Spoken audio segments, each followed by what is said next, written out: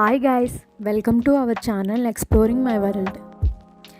ఈరోజు మీకోసం ఒక స్పెషల్ రెసిపీ చూపిస్తున్నా. ఆ రెసిపీ ఏంటంటే టొమాటో ఎగ్ పులుసు. ఈ కర్రీకి కావాల్సిన ఇంగ్రీడియంట్స్ అన్నీ స్క్రీన్ మీద ఇచ్చాను, ఒకసారి చూసేయండి. ముందుగా మనం బాయిల్ చేసిన ఎగ్స్ని ఇప్పుడు ఫ్రై చేసుకోవాలి.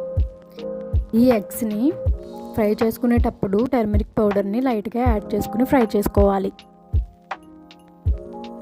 ఇప్పుడు మనం 2 టేబుల్ స్పూన్స్ ఆఫ్ ఆయిల్ని వేసుకోవాలి.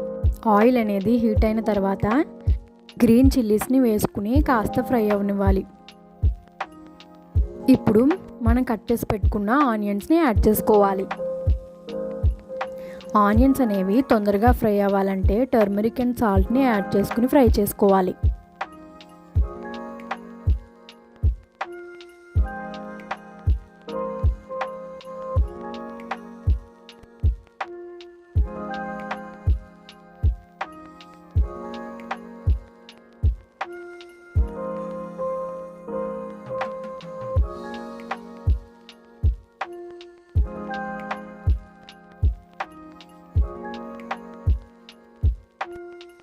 అనేవి బాగా ఫ్రై అయిన తర్వాత ఇప్పుడు మనం టమాటో పీసెస్ని యాడ్ చేసుకోవాలి.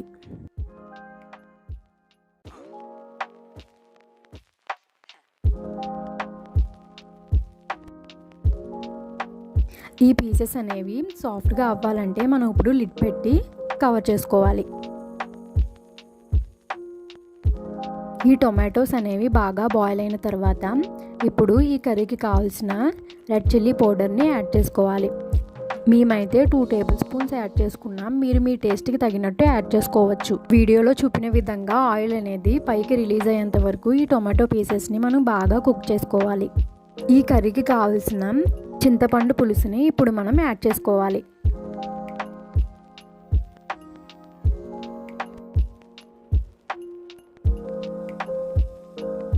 మనకు కావాల్సిన గ్రేవీ కన్సిస్టెన్సీ బట్టి వాటర్ని మనం యాడ్ చేసుకోవాలి. టేస్ట్కి సరిపడినంత సాల్ట్ని ఇప్పుడు మనం యాడ్ చేసుకోవాలి. లిడ్ పెట్టుకుని గ్రేవీ అనేది మరిగేంత వరకు ఉంచుకోవాలి. ఇప్పుడు మనం తీసుకున్న ఎగ్స్ని ఈ గ్రేవీలో యాడ్ చేసుకోవాలి.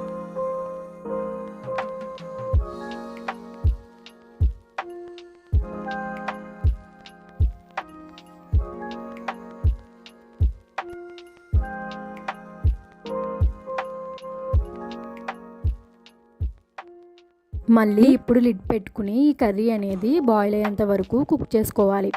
చూసారా, ఇప్పుడు గ్రేవీ అనేది దగ్గర పడింది. ఫైనల్గా కర్రీ అనేది రెడీ అయిపోయింది. ఫైనల్గా మనం కొత్తిమీర వేసుకుని ఈ కర్రీకి ఫినిష్ టచ్ని ఇవ్వాలి. నాకైతే ఈ కర్రీ అనేది చాలా ఇష్టం. మీరు కూడా ఒకసారి ట్రై చేసేయండి.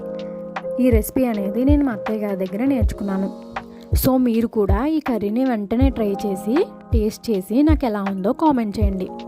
ఈ వీడియో కనుక మీకు నచ్చినట్లయితే నా ఛానల్ని సబ్స్క్రైబ్ చేసుకోండి. Thanks for watching.